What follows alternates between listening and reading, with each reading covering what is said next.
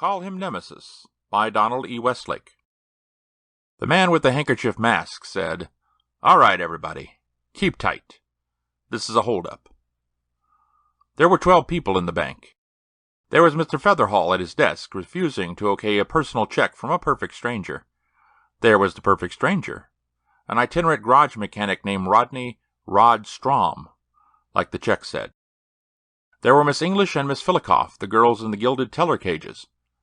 There was Mr. Anderson, the guard, dozing by the door in his brown uniform.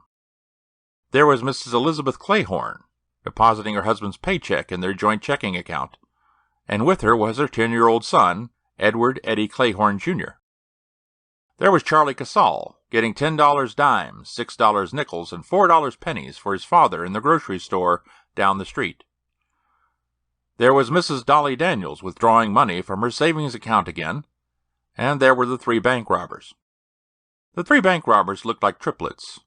From the ground up, they all wore scuffy black shoes, baggy-kneed and unpressed khaki trousers, brown cracked leather jackets over flannel shirts, white handkerchiefs over the lower half of their faces, and gray and white check caps pulled low over their eyes. The eyes themselves looked dangerous. The man who had spoken withdrew a small but mean-looking .32 caliber pistol from his jacket pocket. He waved it menacingly. One of the others took the pistol away from Mr. Anderson, the guard, and said to him in a low voice, "Think about retirement, my friend." The third one, who carried a black satchel like a doctor's bag, walked quickly around behind the teller's counter and started filling it with money. It was just like the movies. The man who had first spoken herded the tellers, Mr. Featherhall, and the customers all over against the back wall, while the second man stayed next to Mr. Anderson and the door. The third man stuffed money into the black satchel. The man by the door said, "Hurry up." The man with the satchel said, "One more drawer." The man with the gun turned to say to the man at the door, "Keep your shirt on." That was all Miss English needed. She kicked off her shoes and ran pelting in her stocking feet for the door. The man by the door spread his arms out and shouted, "Hey!" The man with the gun swung violently back, cursing, and fired the gun. But he had been moving too fast, and so had Miss English, and all he hit was the brass plate on Mr. Featherhall's desk. The man by the door caught Miss English in a bear hug. She promptly did her best to scratch his eyes out. Meanwhile, Mr. Anderson went scooting out the front door and running down the street toward the police station in the next block, shouting, "Help! Help! Robbery!" The man with the gun cursed some more. The man with the satchel came running around from behind the counter, and the man by the door tried to keep Miss English from scratching his eyes out. Then the man with the gun hit Miss English on the head. She fell unconscious to the floor, and all 3 of them ran out of the bank to the car out front, in which sat a very nervous-looking 4th man, gunning the engine. Everyone except Miss English ran out after the bandits, to watch. Things got very fast and very confused then. 2 police cars came driving down the block and a half from the precinct house to the bank, and the car with the 4 robbers in it lurched away from the curb and drove straight down the street toward the police station.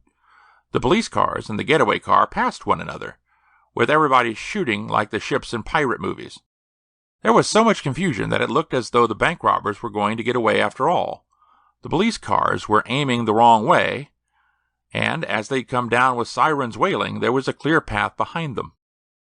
Then, after the getaway car had gone more than 2 blocks, it suddenly started jouncing around. It smacked into a parked car and stopped, and all the police went running down there to clap handcuffs on the robbers when they crawled dazedly out of their car. "Hey," said Eddie Clayhorn, 10 years old. "Hey, that was something, huh, Mom?" "Come along home," said his mother, grabbing his hand. "We don't want to be involved." "It was the nuttiest thing," said Detective Sergeant Stevenson. "An operation planned that well, you'd think they'd pay attention to their getaway car, you know what I mean?" Detective Sergeant Pauling shrugged. "They always slip up," he said. "Sooner or later, on some minor detail, they always slip up." "Yes, but they're tires." "Well," said Pauling, "it was a stolen car. I suppose they just grabbed whatever was handiest." "What I can't figure out," said Stevenson, "is exactly what made those tires do that. I mean, it was a hot day and all, but it wasn't that hot. And they weren't going that fast. I don't think you could go fast enough to melt your tires down." Pauling shrugged again. "We got them. That's the important thing." "Still and all, it's nutty. They're free and clear, barreling out Rockaway toward the belt. And all at once, their tires melt, the tubes blow out, and there they are. Stevenson shook his head.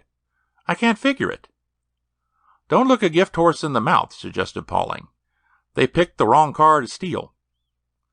And that doesn't make sense either, said Stevenson. Why steal a car that can be identified as easily as that one? Why, what was it, a foreign make? No, it was a Chevy, two-tone, 3 years old, looked just like half the cars on the streets, except that in the trunk lid, the owner had burned in "The Scorpion" in big black letters. You could see half a block away. Maybe they didn't notice it when they stole the car, said Pauling. For a well-planned operation like this one, said Stevenson. They made a couple of really idiotic boners. It doesn't make any sense. What do they have to say about it? Pauling demanded. Nothing. What do you expect? They'll make no statement at all. The squad room door opened, and a uniformed policeman stuck his head in. The owner of that Chevy's here, he said. Right, said Stevenson. He followed the patrolman down the hall to the front desk. The owner of the Chevy was an angry-looking man of middle-age, tall and punchy. John Hastings, he said. They say you have my car here. I believe so, yes, said Stevenson. I'm afraid it's in pretty bad shape. So I was told over the phone, said Hastings grimly. I've contacted my insurance company. Good. The car is in the police garage around the corner if you'd come with me. On the way around, Stevenson said, I believe you reported the car stolen almost immediately after it happened. That's right, said Hastings. I stepped into a bar on my route. I'm a wine and liquor salesman. When I came out 5 minutes later, my car was gone. You left the keys in it? Well, why not? Demanded Hastings belligerently. If I'm making just a quick stop, I never spend more than 5 minutes with any one customer. I always leave the keys in the car. Why not? The car was stolen, Stevenson reminded him. Hastings grumbled and glared. It's always been perfectly safe up till now. Yes, sir, in here. Hastings took one look at his car and hit the ceiling. It's ruined, he cried. What did you do to the tires? Not a thing, sir. That happened to them in the holdup. Hastings leaned down over one of the front tires. Look at that. There's melted rubber all over the rims. These rims are ruined. What did you use, incendiary bullets? Stevenson shook his head. No, sir. When that happened, they were 2 blocks away from the nearest policeman.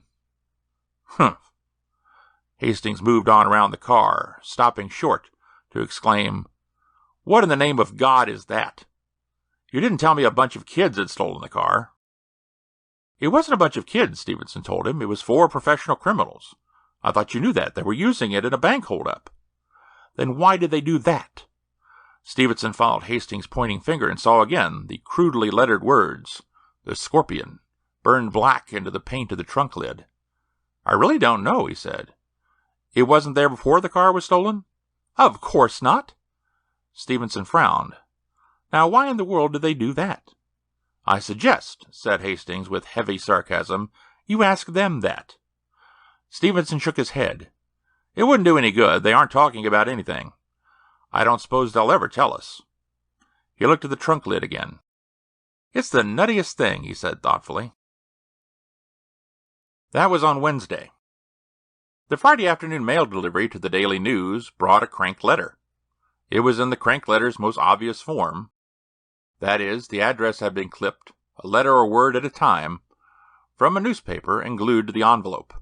There was no return address. The letter itself was in the same format. It was brief and to the point. Dear Mr. Editor, the Scorpion has struck. The bank robbers were captured. The Scorpion fights crime. Crooks and robbers are not safe from the avenging Scorpion. Warn your readers. Sincerely yours, the Scorpion. The warning was duly noted, and the letter filed in the wastebasket. It didn't rate a line in the paper. The bank robbery occurred in late June. Early in August, a Brooklyn man went berserk. It happened in Canarsie, a section in southeast Brooklyn, near Jamaica Bay. This particular area of Canarsie was a residential neighborhood composed of 1 or 2 family houses. The man who went berserk was a motor vehicle bureau clerk named Jerome Higgins. 2 days before, he had flunked a civil service examination for the 3rd time. He reported himself sick and spent the 2 days at home, brooding, a bottle of blended whiskey at all times in his hand. As the police reconstructed it later, Mrs. Higgins had attempted to awaken him on the third morning at 7:30, suggesting that he really ought to stop being so foolish and go back to work. He then allegedly poked her in the eye and locked her out of the bedroom. Mrs. Higgins then apparently called her sister-in-law, a Mrs. Thelma Stodbetter, who was Mr. Higgins' sister. Mrs. Stodbetter arrived at the house at 9 o'clock and spent some time tapping at the still-locked bedroom door, apparently requesting Mr. Higgins to unlock the door and stop acting like a child. Neighbors reported to the police that they heard Mr. Higgins shout a number of times, "Go away, can't you let a man sleep?" At about 10:15, neighbors heard shots from the Higgins residence, a two-story, one-family pink stucco affair in the middle of a block of similar homes. Mr. Higgins, it was learned later, had suddenly erupted from his bedroom, brandishing a .30-30 hunting rifle, and being annoyed at the shrieks of his wife and sister, had fired 7 shells at them, killing his wife on the spot and wounding his sister in the hand and shoulder. Mrs. Stodbetter, wounded and scared out of her wits, raced screaming out the front door of the house, crying for the police and shouting, "Murder! Murder!" At this point, the neighbors called the police. One neighbor additionally phoned 3 newspapers and 2 television stations, thereby earning $40 in news tip rewards. By chance, a mobile television unit was, at that moment, on the Belt Parkway, returning from having seen off a prime minister at Idlewild Airport. The unit was at once diverted to Canarsie, where it took up a position across the street from the scene of carnage and went to work with a Zoomar lens. In the meantime, Mr. Higgins had barricaded himself in his house, firing at anything that moved. The 2 cameramen in the mobile unit worked their hearts out. One concentrated on the movements of the police and firemen and neighbors and ambulance attendants, while the other used the Zoomar lens to search for Mr. Higgins. He found him occasionally, offering the at-home audience brief glimpses of a stocky, balding man in brown trousers and undershirt, stalking from window to window on the second floor of the house. The show lasted for nearly an hour. There were policemen everywhere and firemen everywhere and neighbors milling around down at the corner where the police had roped the block off. And occasionally Mr. Higgins would stick his rifle out a window and shoot at somebody. The police used loudspeakers to tell Higgins he might as well give up. They had the place surrounded and could eventually starve him out anyway. Higgins used his own good lungs to shout obscenities back and challenge anyone present to hand-to-hand combat. The police fired tear gas shells at the house. But it was a windy day, and all the windows in the Higgins house were either open or broken. Higgins was able to throw all the shells back out of the house again. The show lasted for nearly an hour. Then it ended, suddenly and dramatically. Higgins had showed himself to the Zoomar lens again for the purpose of shooting either the camera or its operator. All at once he yelped and threw the rifle away. The rifle bounced onto the porch roof, slithered down to the edge, hung for a second against the drain, and finally fell barrel first onto the lawn. Meanwhile, Higgins was running through the house, shouting like a wounded bull. He thundered down the stairs and out, hollering, to fall into the arms of the waiting police. They had trouble holding him. At first they thought he was actually trying to get away, and then one of them heard what it was he was shouting, "My hands! My hands!" They looked at his hands. The palms and the palm side of the fingers were red and blistering from what looked like severe burns. There was another burn on his right cheek and another one on his right shoulder. Higgins, thoroughly chastened and bewildered, was led away for burn ointment in jail. The television crew went on back to Manhattan. The neighbors went home and telephoned their friends. On-duty policemen had been called in from practically all of the precincts in Brooklyn. Among them was Detective Sergeant William Stevenson. Stevenson frowned thoughtfully at Higgins as that unhappy individual was led away and then strolled over to look at the rifle. He touched the stock. It was somewhat warm, but that was all. He picked it up and turned it around. There, on the other side of the stock, burned into the wood, were the crudely shaped letters, "The Scorpion." You don't get to be precinct captain on nothing but political connections. Those help, of course, but you need more than that. As Captain Hanks was fond of pointing out, you needed as well to be both more imaginative than most. You got to be able to second-guess the smart boys, and to be a complete realist. You got to have both feet on the ground. If these were somewhat contradictory qualities, it was best not to mention the fact to Captain Hanks. The realist side of the captain's nature was currently at the fore. "Just what are you trying to say, Stevenson?" he demanded. "I'm not sure," admitted Stevenson. "We've got these 2 things. First, there's the getaway car from that bank job. The wheels melt for no reason at all, and somebody burns the Scorpion onto the trunk. Then yesterday, this guy Higgins out in Canarsie. He says the rifle all of a sudden got too hot to hold, and he's got the burn marks to prove it. And there on the rifle stock, it is again, the Scorpion. He says he put that on there himself, said the captain. Stevenson shook his head. His lawyer says he put it on there. Higgins says he doesn't remember doing it. That's half the lawyer's case. He's trying to build up an insanity defense. He put it on there himself, Stevenson, said the captain with weary patience. What are you trying to prove? I don't know. All I know is it's the nuttiest thing I ever saw. And what about the getaway car? What about those tires melting? They were defective, said Hanks promptly. All 4 of them at once? And what about the thing written on the trunk? How do I know? Demanded the captain. Kids put it on the car before it was stolen, maybe. Or maybe the Hoods did it themselves. Who knows? What do they say? They say they didn't do it, said Stevenson. And they say they never saw it before the robbery, and they would have noticed it if it had been there. The captain shook his head. I don't get it, he admitted. What are you trying to prove? I guess, said Stevenson slowly, thinking it out as he went along, I guess I'm trying to prove that somebody melted those tires and made that rifle too hot and left his signature behind. What? You mean like in the comic books? Come on, Stevenson. What are you trying to hand me? All I know, insisted Stevenson, is what I see. And all I know, the captain told him, is Higgins put that name on his rifle himself. He says so. And what made it so hot? Hell, man, he'd been firing that thing at people for an hour. What do you think made it hot? All of a sudden? He noticed it all of a sudden when it started to burn him. How come the same name showed up each time then? Stevenson asked desperately. How should I know? You know as well as I do these things happen. Bunch of teenagers burgle a liquor store and they write the Golden Avengers on the plate glass in lipstick. It happens all the time. Why not the Scorpion? It couldn't occur to 2 people? But there's no explanation, started Stevenson. What do you mean there's no explanation? I just gave you the explanation. Look, Stevenson, I'm a busy man. You got a nutty idea, like Wilcox a few years ago. Remember him? Got that idea there was a fiend around loose stuffing all those kids into abandoned refrigerators to starve.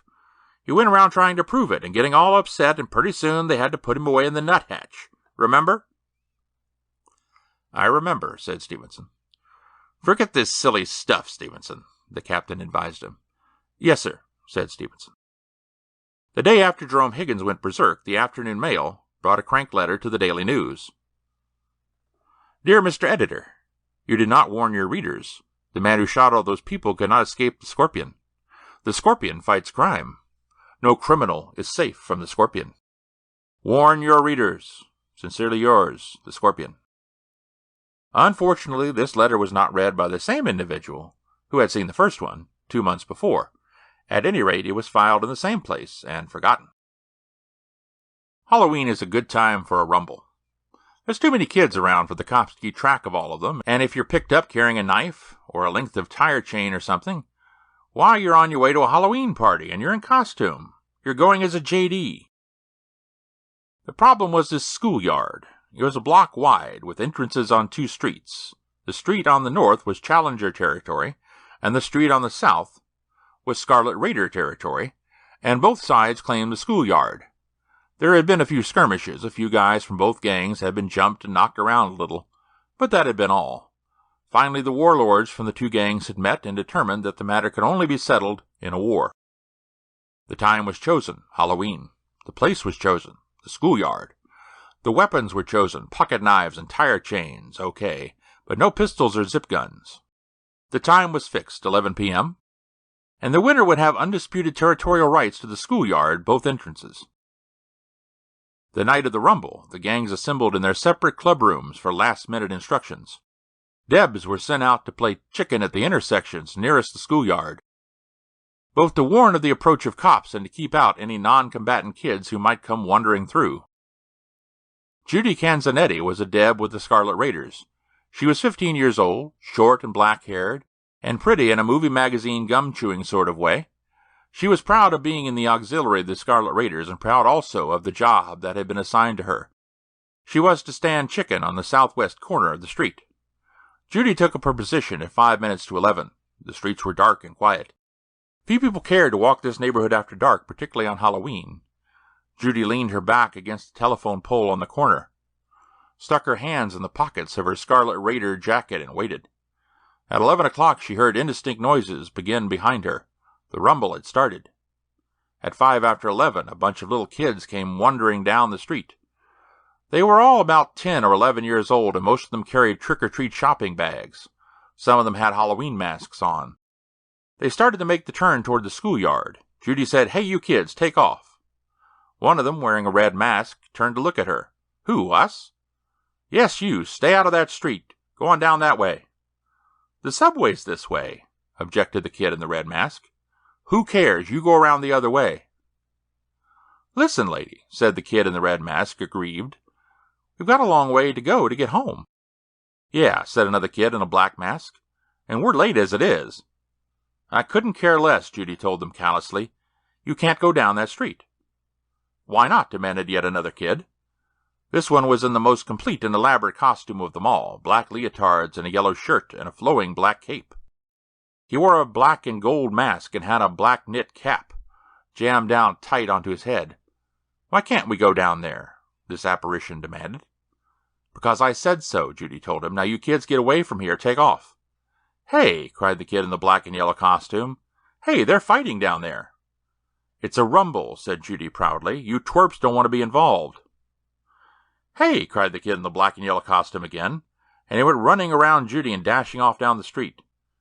"Hey, Eddie!" shouted one of the other kids. "Eddie, come back!" Judy wasn't sure what to do next. If she abandoned her post to chase the one kid who'd gotten through, then maybe all the rest of them would come running along after her. She didn't know what to do. A sudden siren and a distant flashing red light solved her problems. "Cheese," says one of the kids. "The cops." "Fuzz!" screamed Judy. She turned and raced down the block toward the schoolyard, shouting, "Fuzz! Fuzz! Clear out, it's the Fuzz!" But then she stopped, wide-eyed, when she saw what was going on in the schoolyard. The guys from both gangs were dancing. They were jumping around, waving their arms, throwing their weapons away. Then they all started pulling off their gang jackets and throwing them away. Whooping and hollering. They were making such a racket themselves that they never heard Judy's warning. They didn't even hear the police sirens, and all at once both schoolyard entrances were full of cops. A cop had tight hold of Judy, and the rumble was over. Judy was so baffled and terrified that everything was just one great big blur. But in the middle of it all, she did see the little kid in the yellow and black costume go scooting away down the street. And she had the craziest idea that it was all his fault. Captain Hanks was still in his realistic cycle this morning, and he was impatient as well. "All right, Stevenson," he said.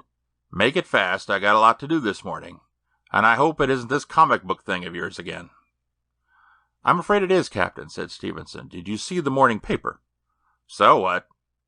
"Did you see that thing about the gang fight up in Manhattan?" Captain Hanks sighed. "Stevenson," he said wearily, "are you going to try to connect every single time the word scorpion comes up? What's the problem with this one? Those kid gangs have names, so what?" "Neither of them was called the Scorpions," Stephen told him. "One of them was the Scarlet Raiders, and the other gang was the Challengers." "So they changed their name," said Hanks. "Both games, simultaneously, to the same name?" "Why not? Maybe that's what they were fighting over." "It was a territorial war," Stevens reminded him. "They've admitted that much. It says so in the paper. And it also says they all deny ever seeing that word on their jackets until after the fight." "Bunch of juvenile delinquents," said Hanks in disgust. "You take their word?" "Captain, did you read the article in the paper?" "I glanced through it." "All right. Here's what they say happened. They say they started fighting 11 o'clock. And they just got going when all at once, all the metal they were carrying, knives and tire chains and coins and belt buckles and everything else got freezing cold, too cold to touch. And then their leather jackets got freezing cold, so cold they had to pull them off and throw them away. And when the jackets were later collected, across the name of the gang on the back of each one had been branded the Scorpion. "Now let me tell you something," said Hanks severely. "They heard the police sirens, and they threw all their weapons away. Then they threw their jackets away to try to make believe they hadn't been part of the gang that had been fighting. But they were caught before they could get out of the schoolyard. If the squad cars had showed up a minute later, the schoolyard wouldn't have had anything in it but weapons and jackets, and the kids would have been all over the neighborhood, nice as you please, minding their own business and not bothering anybody. That's what happened. And all this talk about freezing cold and branding names into jackets is just some smart-aleck punk's idea of a way to razz the police. Now, you just go back to worrying about what's happening in this precinct, and forget about kid gangs up in Manhattan and comic book things like the Scorpion, or you're going to wind up like Wilcox with that refrigerator business. Now, I don't want to hear any more about this nonsense, Stevenson. Yes, sir, said Stevenson.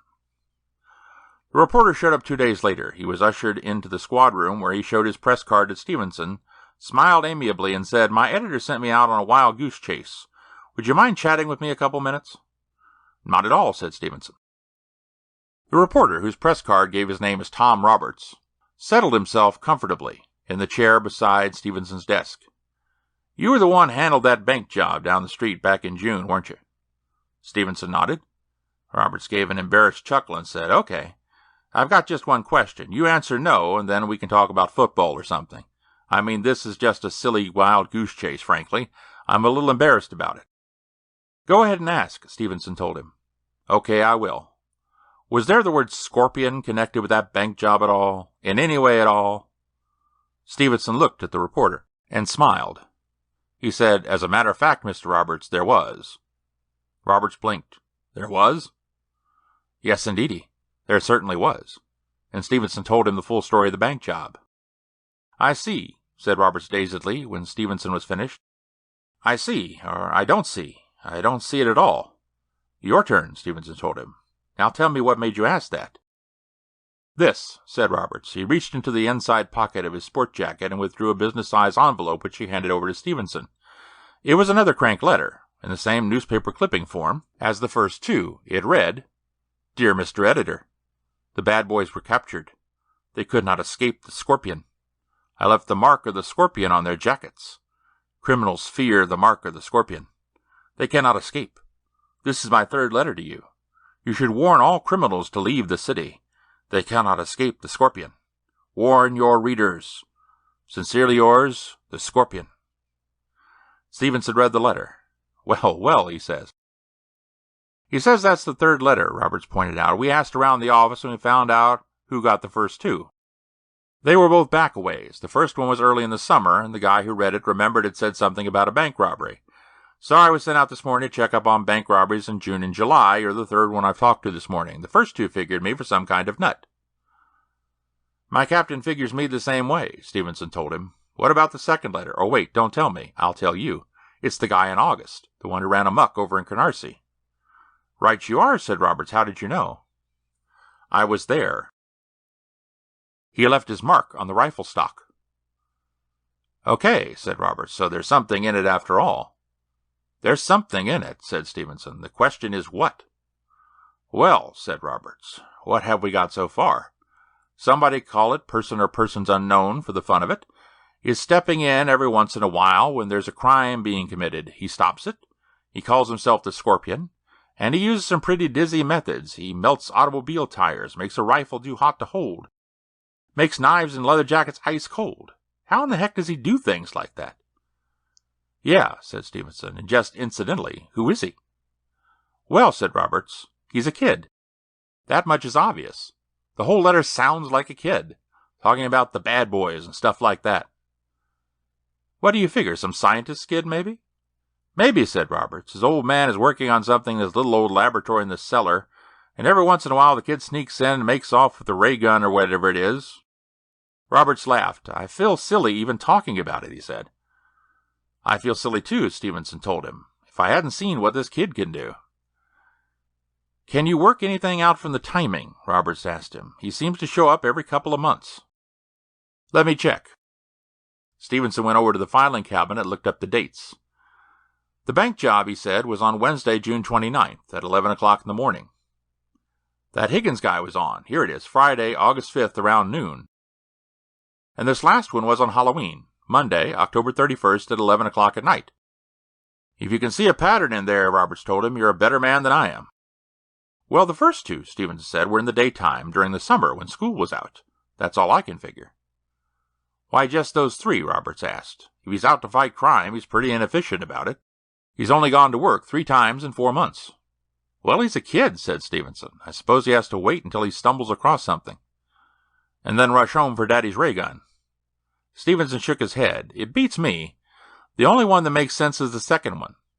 That one was televised. He probably saw it that way. The other 2 times he just happened to be around.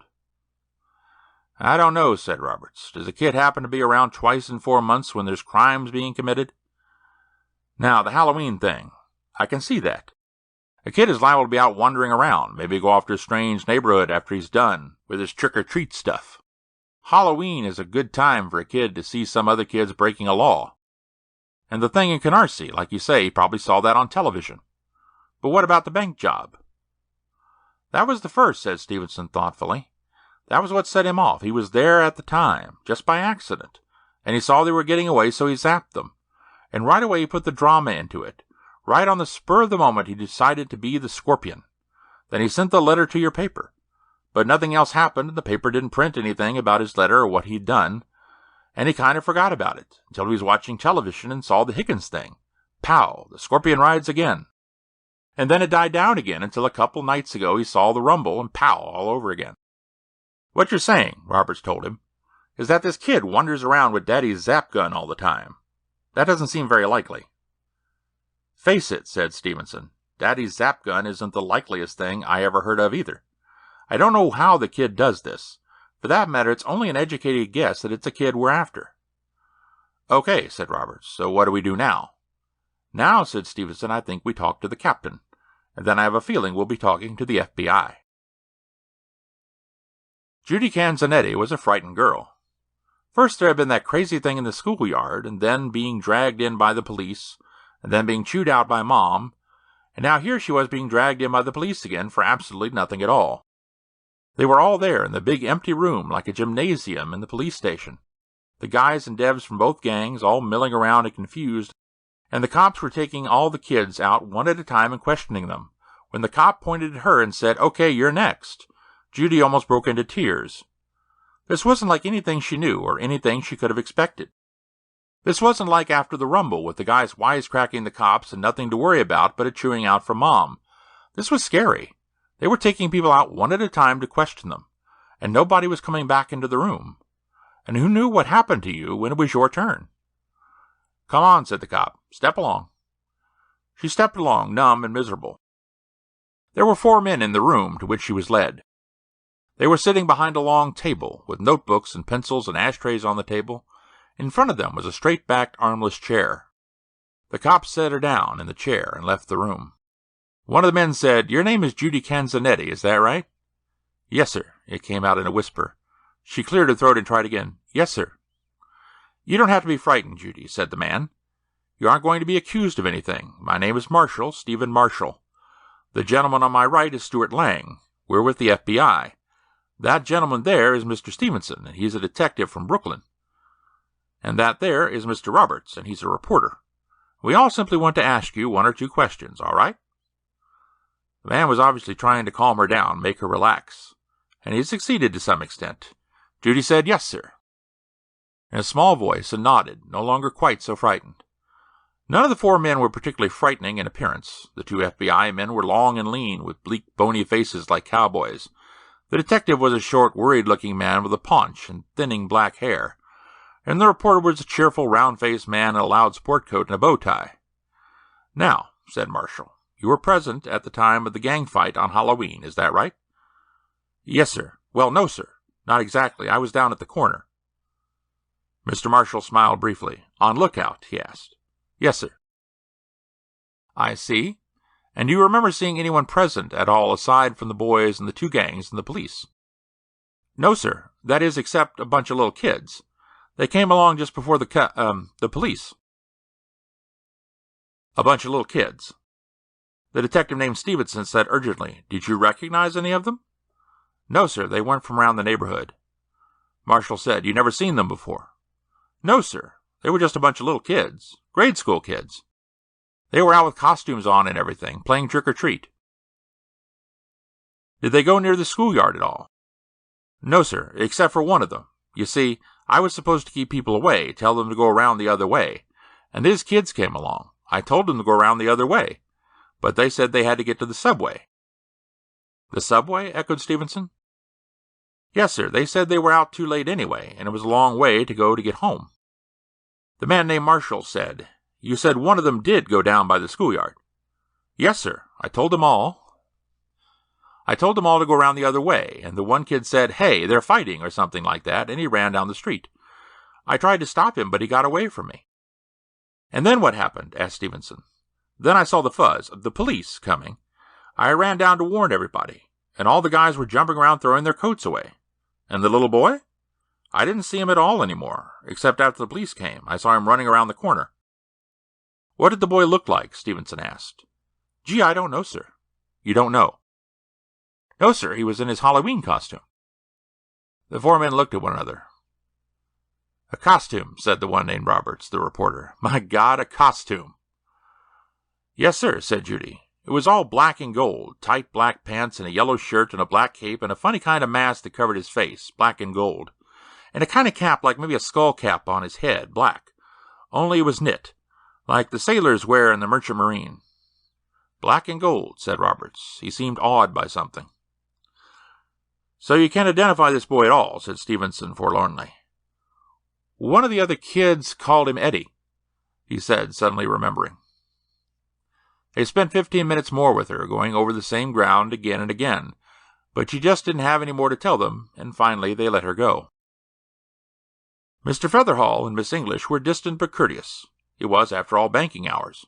On the other hand, these four men were police and FBI on official business. "It has been a rather long time," Featherhall objected gently. "Well over 4 months." "It seemed to me," said Miss English, "that the police took the names of all the people who'd been here at the time of the robbery." "There may have been other people present," suggested Marshall, "who left before the confusion was over. There are any number of people in the world who like to avoid being involved in things like this." "I can certainly appreciate their position," said Miss English, reminiscently touching her fingertips to her head. Miss English was very brave, Featherhall told the police. She created the diversion that spoiled their plans. "Yes, we know," said Marshall. "We've heard about what you did, Miss English." "To tell the truth," she said primly, "I was most concerned about the boy. To be exposed to something like that had his tender—" "Boy," interrupted Stevenson rudely. "Did you say boy?" "Well, yes," said Miss English. "There was a little boy in here at the time with his mother. Didn't you know?" "No, we didn't," said Marshall. "Could you describe the boy?" "Well, he was, not more than 10 years old, if that. And it has been a long time, as Mr. Featherhall said. He was just a child, a normal average child." "Not exactly average," said Stevenson cryptically. "You said he was in here with his mother," said Marshall.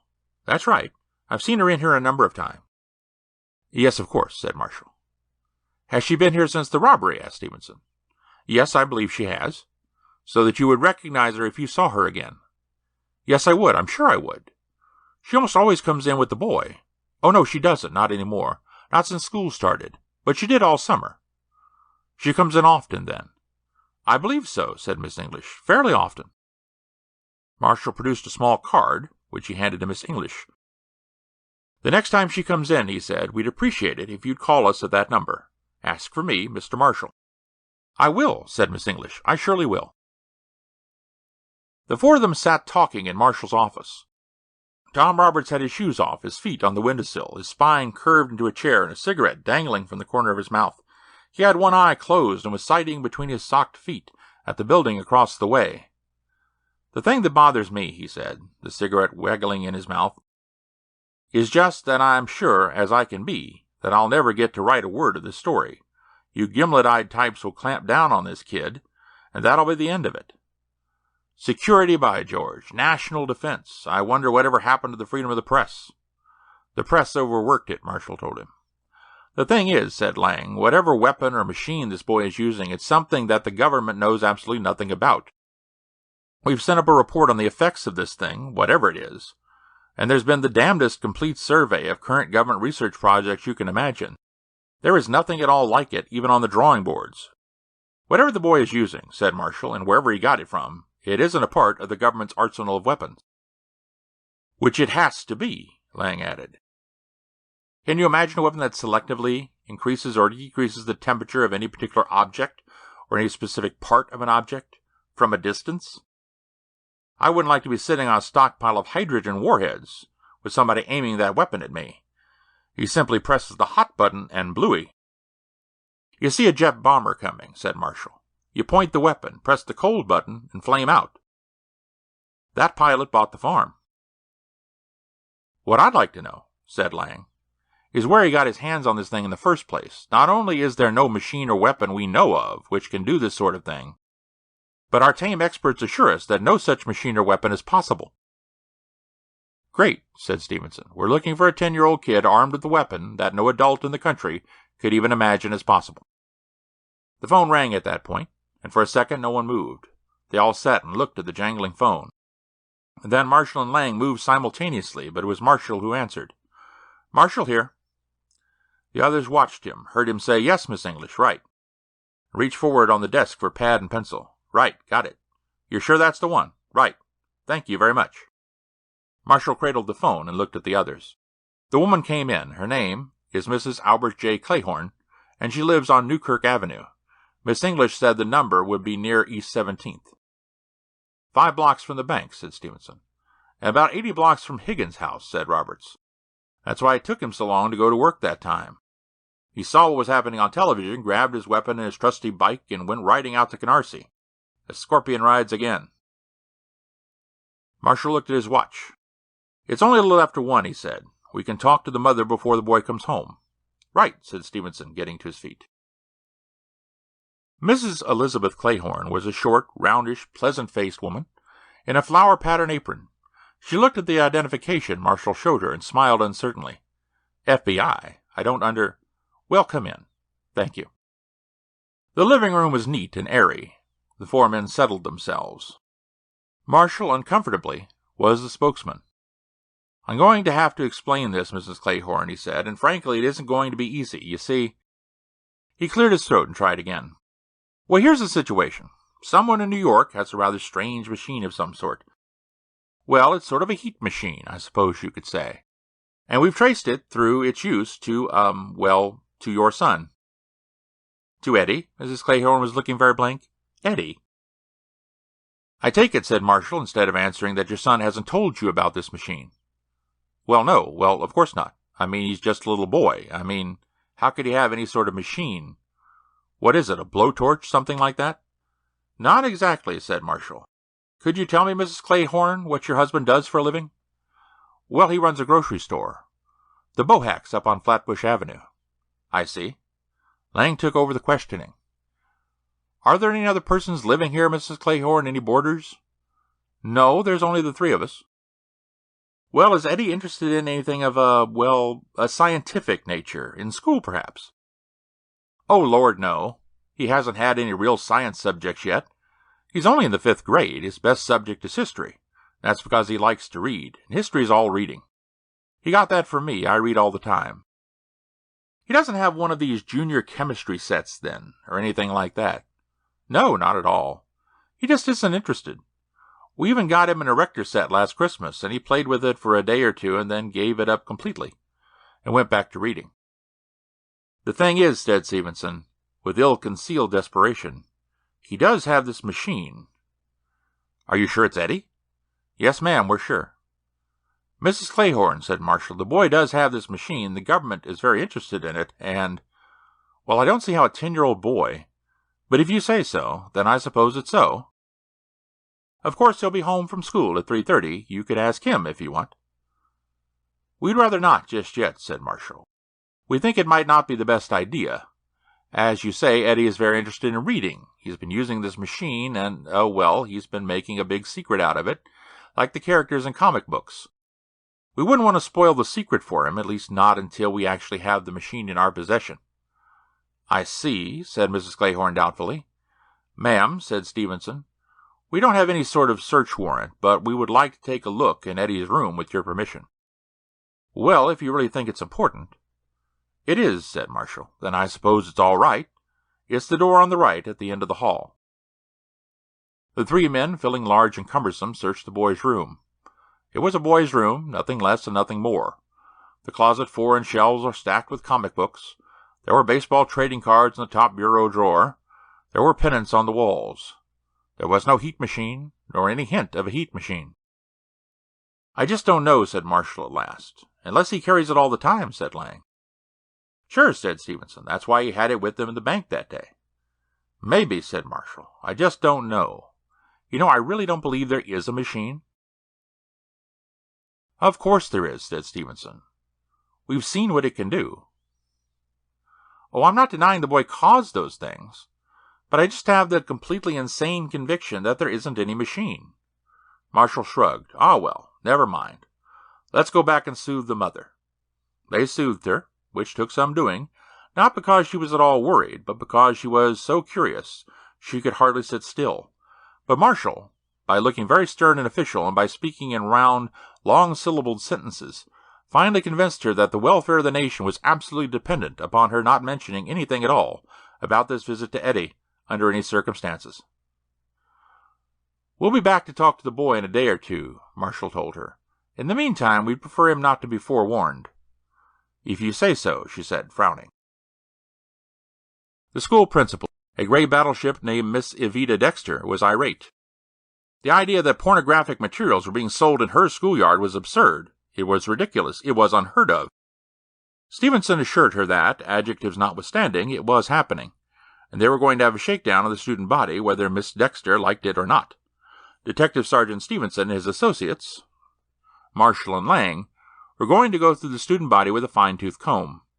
Neither Marshall nor Lang had mentioned the fact that they were from the FBI. The search began at 9:45 in the morning and ended at 12:10. On the persons of 3 eighth-grade boys, they found pornographic photos. On the person of Eddie Clayhorn, they found absolutely nothing. Abner Straight Man Long was a government expert. He was more or less a government expert in the ready reserve, since he had never once been called upon to use his expertise for the government. Not until now. Abner Straight Man Long was resident professor of psychology at Mandar University. He was also one of the world's foremost and best-known experimenters in the area of parapsychology, also called extrasensory perception, also called psionics. The government, as a matter of principle, didn't believe in psionics, but the government, also as a matter of principle, kept a psionics expert handy, just in case. The just in case had maybe happened. Professor Long sat in Marshall's office and listened stolidly to the problem. The expert was a tall, barrel-chested man, with a fantastic shock of white hair exploding out in all directions from his head. His nose was bulbous, his jaw out-thrust, his eyes deep-set, his ears hairy, his hands huge, and his feet huger. He looked like a dressed-up lumberjack of the old school. He listened, and they talked, and every once in a while he nodded and said, "Huh?" His voice was, predictably, basso profundo. Then they were finished, and Professor Long summed it all up. "He changes the temperature of objects, yes?" "Yes," said Marshall. "You looked for a machine, yes?" "Yes, and we didn't find it." "And your thermodynamics people said no such machine could exist anyway, yes?" "That's right." "Then why did you look for it?" "Because," said Marshall desperately, "we've seen it in action. That is, we've seen the result of its use." "Yes," said the professor. He sucked on his lower lip and abstractedly watched his thumbs twiddle. "Pyrotic," he announced at last. "I beg your pardon?" asked Marshall. "Pyrotic," repeated the professor. Yes, pyrotic. Do you know what that is?" "No," said Marshall. "Good," said the professor. "Neither do I, but I have a theory." There are more theories than there are phenomena. That always happens. But listen to this theory. The mind reaches into the object on the molecular level and adjusts the molecules so. The temperature changes, do you see? "Not exactly," said Marshall doubtfully. "Neither do I. Never mind. I know lots of theories. None of them make any sense. But they all try to explain." "If you say so," said Marshall. "Yes, I say so. Now, as a psychologist, I will tell you something else. This boy has made this secret, yes? This Scorpion, he calls himself. And like his heroes of the comic books, he uses his power for good. Shazam, yes. Captain Marvel?" "Yes," said Stevenson, nodding emphatically. "Now what happens if you go to the boy and tell him, We know you are the Scorpion. Your secret is out. What happens then?" "I don't know," said Marshall. "Think," suggested Professor Long. "Batman, let us say, or Superman. Quite apart from fighting crime, what is the major task confronting these heroes? That of maintaining the secrecy of their identity, yes?" The four men nodded. "Now," said Professor Long, "to the mind of a 10-year-old boy, what is the implication? The implication is this: if the secret of the identity is lost, the power of the hero is also lost. That is the clear implication, yes?" "You mean this boy wouldn't be able to do it anymore if we went and talked to him?" asked Lang. "I don't say that," cautioned the professor. "I do say this: he will believe that he has lost the power, and this belief may be sufficient to destroy the power. Yes?" "In other words," said Marshall, "you're saying that we can't ask this boy how he manages his stunt, because if we do, then he probably won't be able to manage it anymore." "A distinct possibility," said the professor, "but only a temporary possibility. The drama of the Scorpion will not, I imagine, survive puberty." "But will the ability survive puberty?" "No one can know. No one can even guess." "Well, here's the thing," said Marshall, "not downgrading your theories at all, Professor. They are nevertheless still only theories. Frankly, given my choice between an impossible machine and a boy with the power to think things hot and cold, I'll give the impossible machine the edge. At this point, accepting the idea of the machine, our next move is simple. We go ask the boy to give it to us. From what you say, we can't even do that." "My best advice," said the professor, "will be to keep the boy under careful surveillance for the next 3 or 4 years. Gradually get to know him.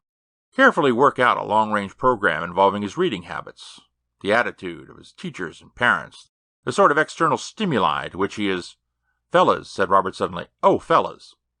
They turned to look at him. He was in his favorite pose, shoes off, feet up on the windowsill. He was now pointing at the window. "Do you fellas see what I see?" he asked them. They saw. The window was frosting. It was rainy, humid mid-November day, and the moisture was condensing on the window pane. It was condensing, and then it was freezing. It didn't take long. No more than a minute passed from the time Roberts noticed the thing beginning until the time it was complete, and then they watched various specific sections of the window defrost again. It was a very strange-looking window. It was covered with frost, but there were lines of bare window, as though the frost had been scraped away. The lines formed letters, and the letters formed words, and the words were, "Pooh! Mom told me." "My God," said Marshall. "Well, well, well, well, well," said Stevenson. "Yes," said Professor Long. He nodded and turned away from the window to look at the door. "You may come in now, Eddie," he called. The door opened, and Eddie Clayhorn stood there in civilian clothes. He beamed at the window. "That was tricky," he said. "So," said Professor Long. "I was mistaken, eh? Exposure does not spoil things. Is that it?" "Sometimes," said Eddie Clayhorn, "the hero has 1 or 2 trusted friends in the police force who know who he is and give him tips about criminals. But they never tell anybody." "Of course," said Professor Long, "and we are your trusted friends, yes?" "Sure, but you can't tell my parents or anybody." Roberts leaned forward and gingerly touched the frosted window. It was cold, very cold. He turned and looked with awed eyes at Eddie Clayhorn. Slowly he smiled. "Scorp, old boy," he said, "you can just call me Tonto Kimosabe." End of Call Him Nemesis by Donald E. Westlake.